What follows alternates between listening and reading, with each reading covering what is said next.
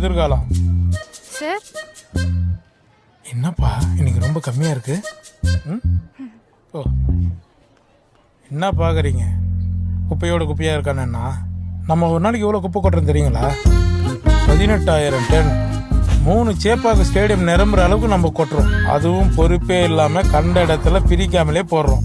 இப்படியே போச்சுன்னா நம்ம எதிர்காலம் குப்பையோட குப்பையா தான் வாங்கணும். இனிமேலாவது பொறுப்பா குப்பையை பிரிச்சு போடுவோம். ஏன்னா இது குப்பை மேட்ரு இல்லைங்க.